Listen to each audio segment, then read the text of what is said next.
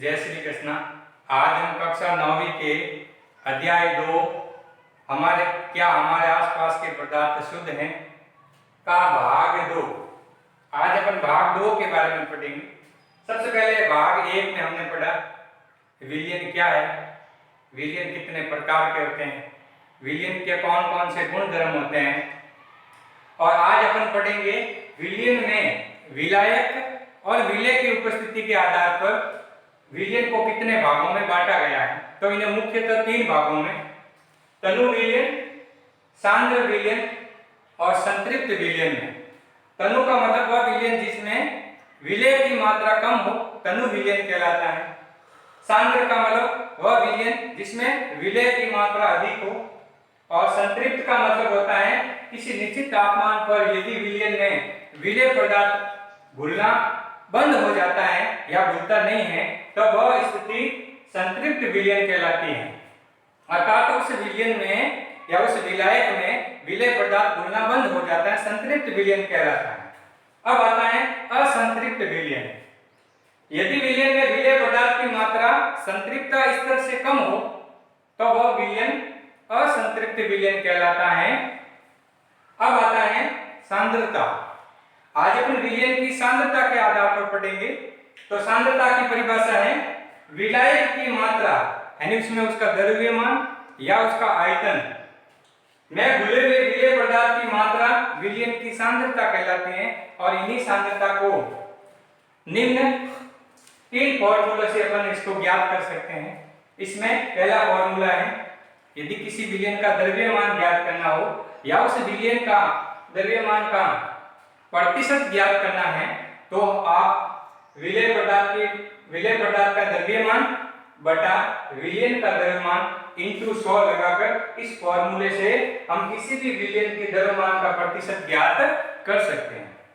यदि हमें उस विलयन का द्रव्यमान या उस विलयन के आयतन का प्रतिशत ज्ञात करना है तो हम विलय पदार्थ का द्रव्यमान बटा विलयन का द्रव्यमान इंटू 100 लगाकर अपन इसको ज्ञात कर सकते हैं।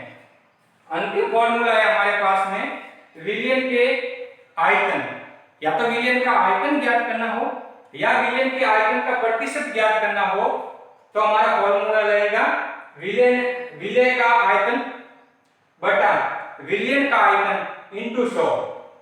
अभी अपन एक एग्जांपल देखेंगे जिसके आधार पर हम किसी विलयन में विलायक और विलय की उपस्थिति के आधार पर उस विलयन का द्रव्यमान कितना है या उस विलयन के द्रव्यमान का प्रतिशत कितना है हम ज्ञात कर सकते हैं। इससे पहले आज हमारा एक नया टॉपिक शुरू होगा, निलंबन। सबसे पहला टॉपिक, पहला आपने विलयन पढ़ा, दूसरा आज अपन पढ़ेंगे निलंबन है क्या। तो निलंबन एक विषमांगी मिश्रण है जिसमें किसी ठोस का द्रव में निक्षेपित हो जाना या परिक्षेपित हो जाना। विषमांगी विलयन में ठोस का द्रव में निक्षेपित होना या विक्षेपित होना निलंबन कहलाता है। और आज अपन निलंबन के गुण धर्म पढ़ेंगे। तो इसके पहले मैं एक सरल सा प्रयोग आपको समझा सकता हूं।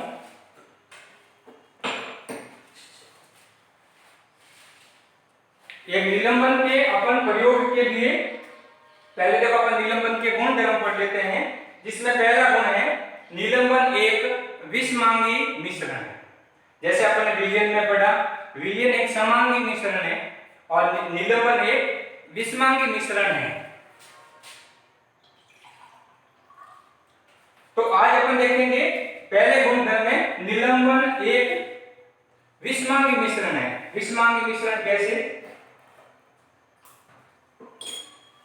अपने इस बीकर में जल लिया और इसमें अपने रेत मिलाई तो ये इस प्रकार का जो विलयन बना ये एक विषमांगी मिश्रण है।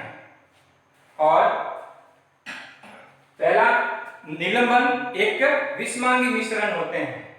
दूसरा हमारा है इनके इस विलयन में विलय के कणों को हम खुली आंखों से देख सकते हैं, अर्थात अपन इसको खुली आंखों से देख सकते हैं। विलय पदार्थों के कणों को अपन खुली आंखों से देख सकते हैं। फिर निलंबित कण प्रकाश के मार्ग को भी प्रतिदीप्त करते हैं, अर्थात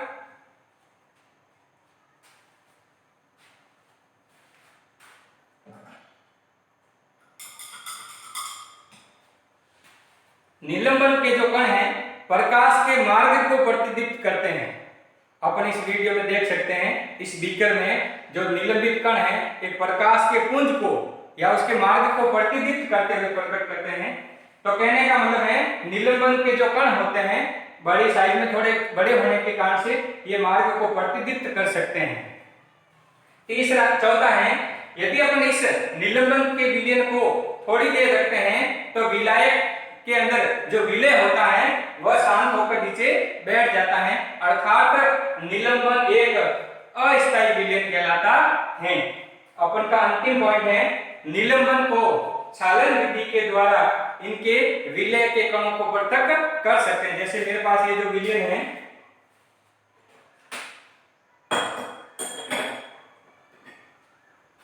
इस विलयन को मैं इस बीकर के ऊपर फिल्टर पेपर रखा है, इस फिल्टर पेपर से इसको छानकर पृथक कर सकता हूं।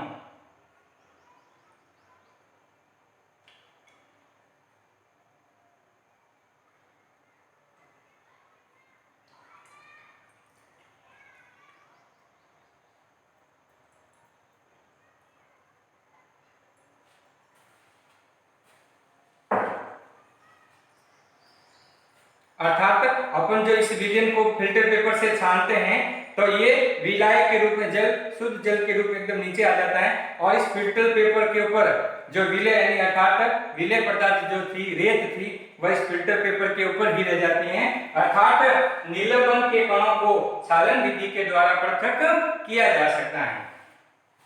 अब हम इसी एक एग्जाम्पल को जो हमारे यहाँ लिखा हुआ है इस एग्जाम्पल को अपन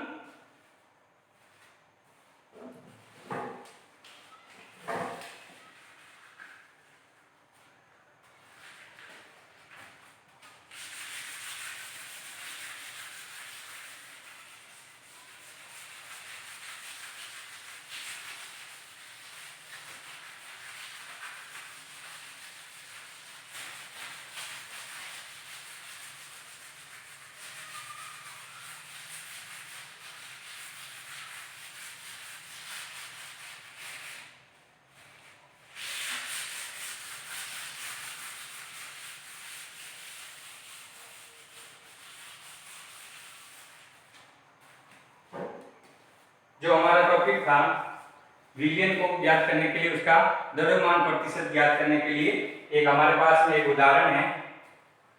एक विलयन में 320 ग्राम विलायक जल में 40 ग्राम साधारण नमक विलय है, यानी 320 ग्राम जल के अंदर 40 ग्राम नमक डालते हैं। तो इस विलयन की सांद्रता ज्ञात कीजिए, यानी इसका परसेंटेज ज्ञात करना है अपन को। तो सबसे पहले दिया गया है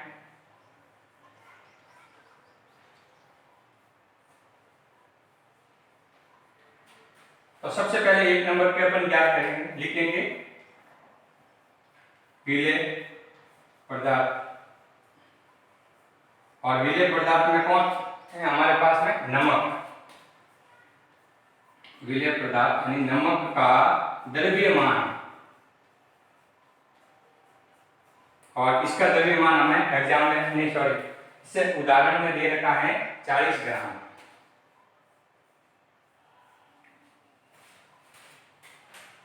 फिर हमारे पास में है विलायक और विलायक के रूप में अपन क्या ले रहे हैं जल। तो विलायक यानी जल का द्रव्यमान बराबर हमारे पास में है 320 ग्राम। 320 ग्राम। अब अपन विलयन का द्रव्यमान ज्ञात करते हैं। विलयन का द्रव्यमान, विलयन का द्रव्यमान का मतलब होता है विलायक और विलय को जोड़, विलय के द्रव्यमान को और विलायक के द्रव्यमान को जोड़ते हैं तो विलयन का द्रव्यमान आता है। तो हमारा यानी विलय का द्रव्यमान प्लस विलायक का द्रव्यमान, विलायक का द्रव्यमान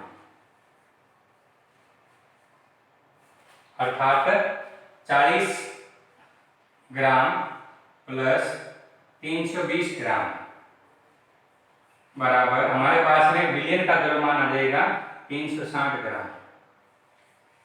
अब अपन को इस विलयन का द्रव्यमान प्रतिशत ज्ञात करना है। तो विलयन का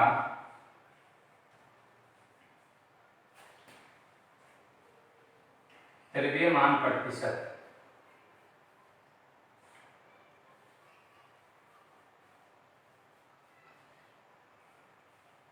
द्रव्यमान प्रतिशत ज्ञात करने का फॉर्मूला हमारे पास में है विलेय पदार्थ का द्रव्यमान बटा विलयन का द्रव्यमान इंटू 100।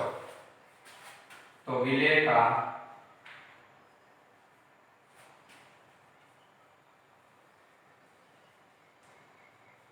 द्रव्यमान बटा विलयन का द्रव्यमान, विलयन का द्रव्यमान इंटू 100।